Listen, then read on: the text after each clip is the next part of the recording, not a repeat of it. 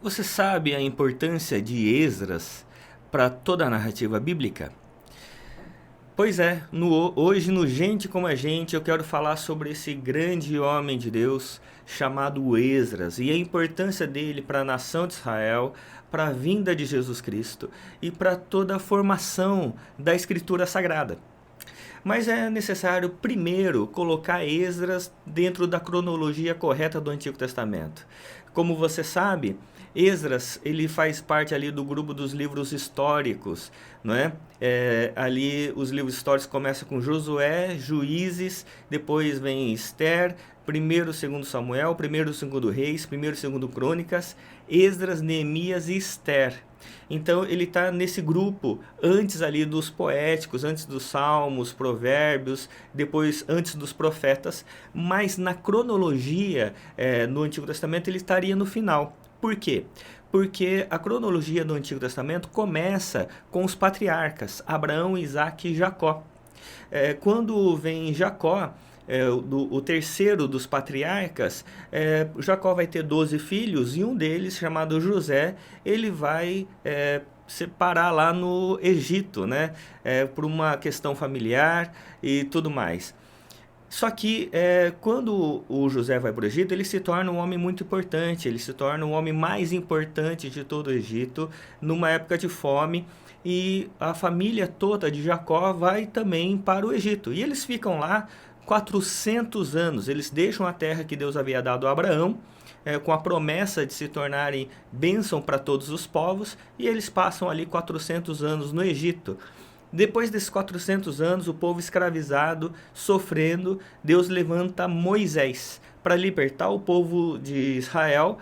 Deus havia mudado o nome Jacó para Israel, para libertar o povo de Israel e levá-los novamente para a terra que Deus havia dado, que era Canaã.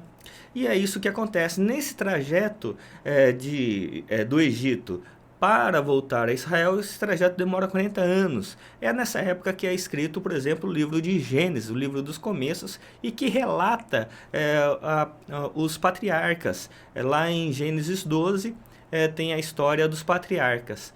E aí vem o Êxodo, vem a volta para Canaã, e quando ele se constitui em Canaã, vem os livros de Josué, Juízes e depois os livros dos reis.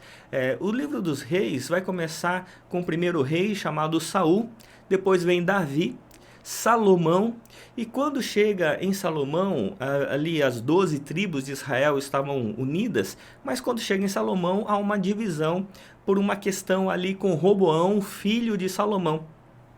E aí 10 tribos vão formar a região do norte e 2 tribos a região do sul. E aí vai decorrendo a história dos reis, há reis bons, reis ruins, mas aos poucos a nação de Israel ela vai se distanciando de Deus. Aos poucos eles vão se esquecendo de Deus, das promessas de Deus, dos princípios de Deus. E é nesse contexto que Deus vai levantando os profetas para alertar o povo, para eles se converterem dos seus maus caminhos e voltarem a Deus. Mas o povo não escuta. Os profetas ali, Isaías, Jeremias, são livros de alerta para o povo. O povo vivia em conforto, mas estavam se esquecendo de Deus. E aí o que acontece? Vem o cativeiro babilônico. O cativeiro babilônico que vai destruir a cidade de Jerusalém, vai tacar fogo nos muros, vai destruir o templo e vai levar o povo cativo para a Babilônia. E esse cativeiro vai durar 70 anos. No findar desses 70 anos, Deus vai reconstruir a nação de Israel. E para isso vai usar dois homens principalmente, Neemias e Esdras. Neemias vai reconstruir a cidade na questão organizacional, e Esdras ele vai reconstruir a nação na questão espiritual, na relação com Deus. E é interessante que nesse processo Deus vai levantar homens tidos como pagãos, mas vão ser instrumentos de Deus. Por exemplo, Esdras, ele era um escravo, né? E ele era um homem, assim, proeminente na nação que ele era escravizado, ele era um escravo, mas muito importante, e o rei Artaxerxes envia ele até para Jerusalém, e leva uma oferta, inclusive, para os judeus, e ele leva uma primeira leva de judeus para Jerusalém, e ele vai ser a pessoa que vai estar junto a Neemias para a reconstrução do templo. Da cidade de Jerusalém, da espiritualidade do povo. Então é interessante essa questão, porque Esdras ele vai ter um papel extremamente importante na nação de Israel, na reconstrução da nação, mas ele vai ter um papel extremamente importante também na formação da escritura sagrada. Esdras, a gente tem um livro chamado Esdras, né, contando esse relato da volta do cativeiro, mas também tem o livro de Neemias. Mas antigamente, o livro de Neemias chamava Esdras. Era o primeiro e o segundo Esdras. Só depois que o livro de Neemias vai ter realmente o nome de Neemias. Se você ler o livro de Neemias, tem ali os primeiros capítulos, principalmente os 6 primeiros capítulos, vai ter proeminência ali com Neemias, mas depois Esdras vai entrar na história, depois que a cidade está mais bem organizada, e ele vai ensinar o povo. Esdras também ele vai ser tido como um dos escritores do primeiro e segundo Crônicas, que vai contar a história dos reis, até mesmo quando o povo agora estava sendo constituída, o povo precisava saber a história dos reis, a história da nação de Israel, a maneira como Deus foi formando a nação, e agora, para eles alcançarem o futuro, para eles irem para frente, era necessário eles aprenderem com o passado, para não cometerem os mesmos erros do passado. Então, para a gente prosseguir para frente, a gente tem que aprender a olhar para trás e aprender a tirar lições importantes para não tropeçar na frente. Esdras também vai ser tido como um dos redatores do livro de Salmos, né? Alguns vão dizer que há um paralelo importante entre Salmos e o Pentateuco. O Pentateuco são os 5 primeiros livros da Bíblia, porque da mesma forma como o Pentateuco, né, são 5 livros, os Salmos também são 5 livros, né? Eu já falei aqui, se você não acompanha os nossos estudos em Salmos, todo sábado eu falo sobre um Salmo, e lá eu já expliquei que os Salmos são, o livro dos Salmos, o Saltério, é dividido em 5 livros. O primeiro vai do Salmo 1 a 41, o livro 2, 42 a 72, o livro 3 a 73 a 89, o livro 4 a 90 a 105 e o livro 5, 106 a 150. Então, são 5 livros, e o Pentateuco é em torno de 150 capítulos, e os Salmos também 150 salmos.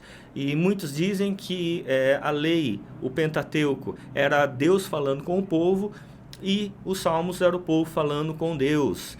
Então, muitos vão reputar a Esdras também essa questão dos Salmos. Né? Então, é importante a gente entender Esdras como o auxiliador, o ajudador. Significa isso o nome de Esdras, né? Esdras era descendente de Arão, o primeiro sumo sacerdote de Israel, e ele era um escriba entendido da lei de Moisés. Por isso é importante a gente compreender a história de Esdras para valorizar Esdras como um dos grandes homens do Antigo Testamento, um dos grandes homens, né, da antiguidade. E a importância dele para a formação da nação de Israel, para a formação da Escritura. E por fim, a importância dele para a vinda de Cristo, né? Porque depois da reconstrução ali, do retorno do povo de Israel do cativeiro babilônico, são os últimos momentos para a vinda de Cristo Jesus. Depois de Esdras, vai ter um período de silêncio, né, de 400 anos, até a vinda de João Batista, a voz que clama no deserto, preparando o caminho para o Messias e para a vinda do nosso Senhor Jesus Cristo. Por isso, se você quer entender bem o Antigo Testamento, é importante entender a história e a vida, toda a obra de Esdras. Espero que esse vídeo tenha te ajudado na compreensão da Escritura Sagrada e visto que Esdras era gente como a gente. Também teve as suas falhas, seus erros. No livro de Esdras vai contar um pouco também sobre isso. Mas Deus usa vasos de barro como eu, como você, como homens comuns, né, e mulheres comuns, para fazer uma obra especial que é movida pelo Espírito do Senhor, pela graça do nosso Senhor Jesus e pelo amor do Pai. É por causa da graça e da misericórdia que nós podemos olhar para homens como Esdras e perceber que eram gente como a gente, pessoas que tinham virtudes extraordinárias, falhas também, porque a graça de Deus é que inunda o coração de cada um de nós. Tá bom? Que Deus assim o abençoe, em nome de Jesus. Amém.